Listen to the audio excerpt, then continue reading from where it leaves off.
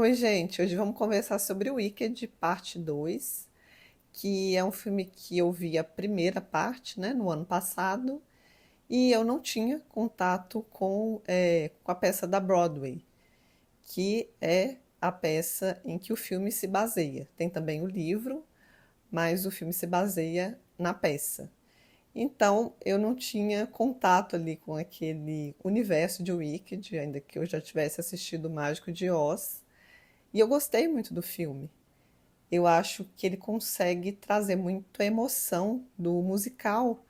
As canções são bonitas e a gente realmente consegue, pelo menos eu, né, conseguir me conectar com a jornada das personagens da Ariana Grande e da Cynthia Erivo. E achei muito bacana o filme, a maneira como ele consegue entrelaçar a trama com as canções. Acho que fica tudo muito natural e a gente de fato consegue entrar naquela realidade mágica de Oz. E nessa realidade que é também feita de fantasia, eu penso que o filme traz essa magia pra gente. E muito disso é pela própria forma de ser um musical. Eu gosto de musicais, então não tem problema. Eu sei que não é todo mundo que gosta.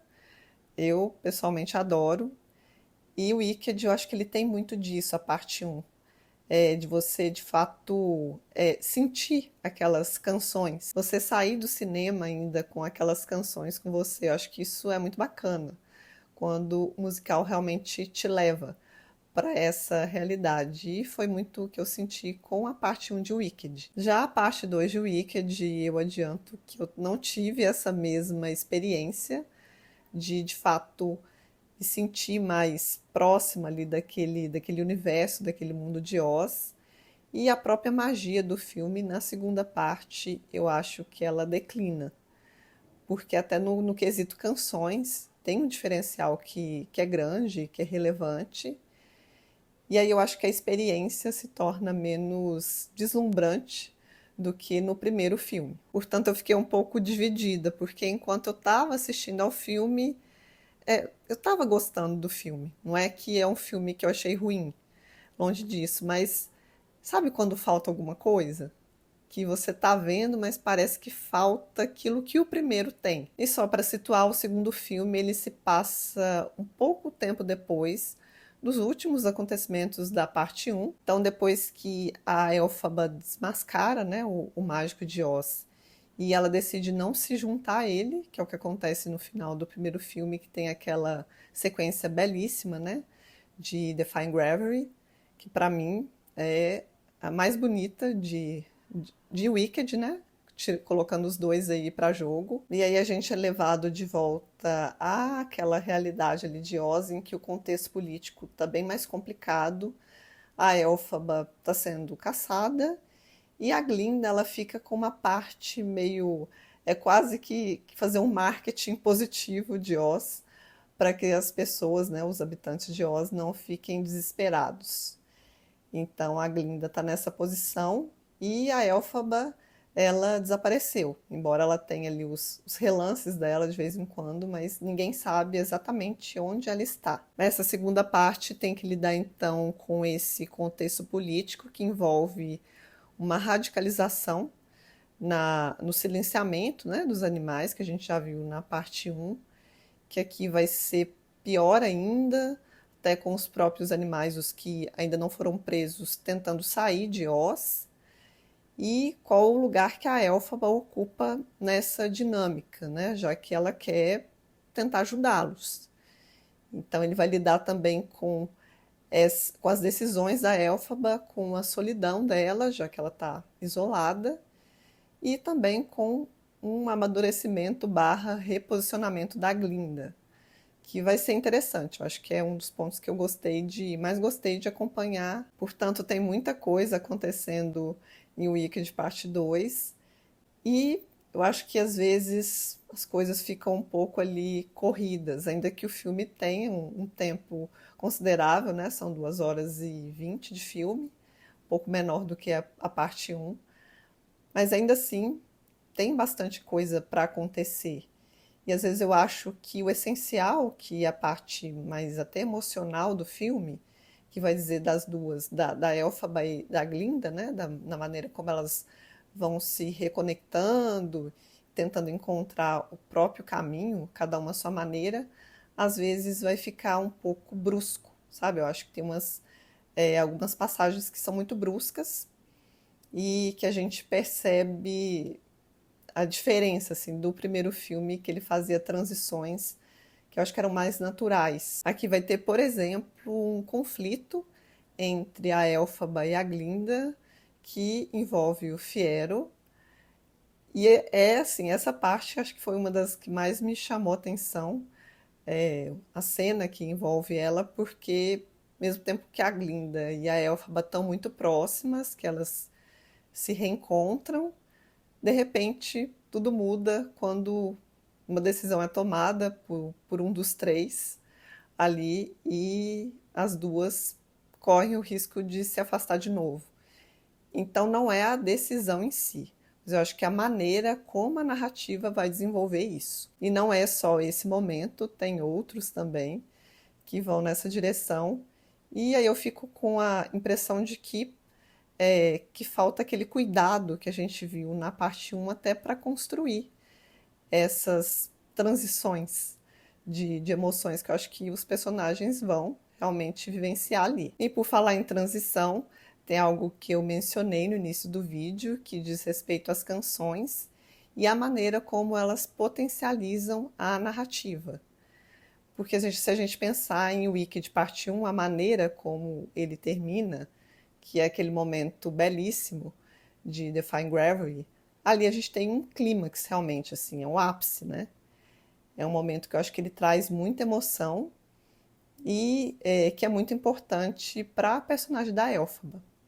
E aí você corta e vai depois para a parte 2 do filme. E eu sei que o filme ele segue, né, o musical da Broadway, ainda que ele vá se estender bastante para além do musical.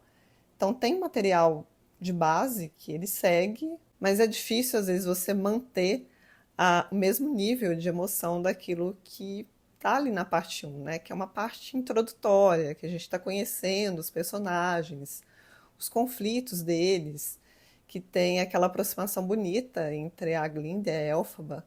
Então eu acho às vezes complicado. Eu penso que as canções na parte 2 também têm um peso para isso, porque são canções menos memoráveis. Eu acho que quem assistiu Wicked parte um e gostou, e talvez ainda não conhecesse as canções, que era o meu caso, porque, como eu disse, nunca tive contato com o musical da Broadway, a gente fica ali com a música, né? É bacana isso. E essa segunda parte, pelo menos eu não senti isso. Acho que as músicas elas são menos memoráveis e ainda tem isso, né? Essa transição, na verdade, interlocução entre a trama e as canções também fica prejudicada. E ainda que eu sinta falta dessa magia e desse encantamento, eu gosto do caminho que é dado ali para o arco das personagens da Elphaba e da Glinda.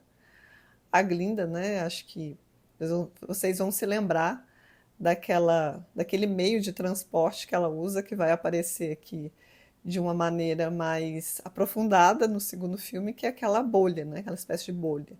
E a Glinda, ela sempre esteve dentro de uma bolha. Eu acho que no segundo filme, ela vai saindo desse lugar aos poucos. E aí o que a gente vê é realmente um processo de amadurecimento, em que ela vai ter que lidar com questões envolvendo o relacionamento dela com o Fiero, também com esse lugar que ela ocupa em Oz. Eu acho que essa é a parte mais bonita, porque ela sempre foi considerada a pessoa boa, né?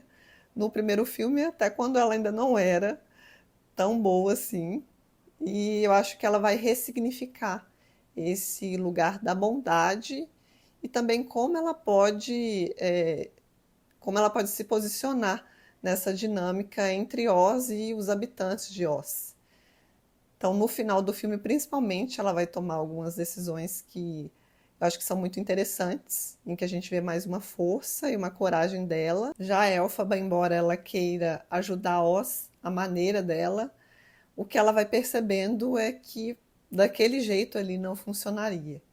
E toda a jornada dela vai caminhar para esse ponto, até a decisão final que ela toma. Então, é muito bonito assim, acompanhar todo o processo dela, ao mesmo tempo que é muito triste por chegar onde chega, mas é muito bonito que, né, enfim, que ela vai conseguindo construir essa saída também desse lugar que sempre foi um lugar que ela sofreu muito estigma, né?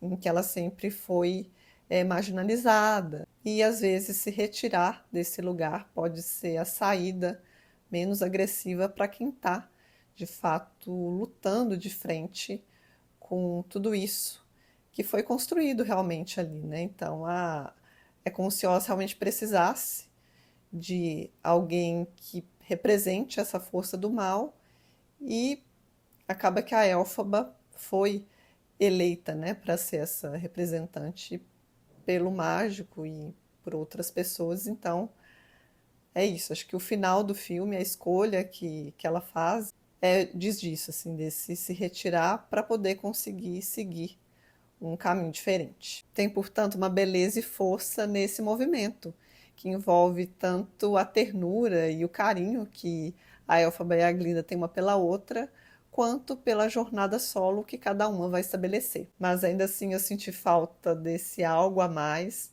algo que conectasse toda a jornada de descoberta que a gente viu na parte um com os caminhos traçados agora. Porque ainda que a magia, a emoção e a voracidade do mundo de Oz estejam lá, nem sempre o tom do filme vai acompanhar essa densidade. Eu vou ficando por aqui, a gente se vê nos novos vídeos do canal. Um abraço e até a próxima!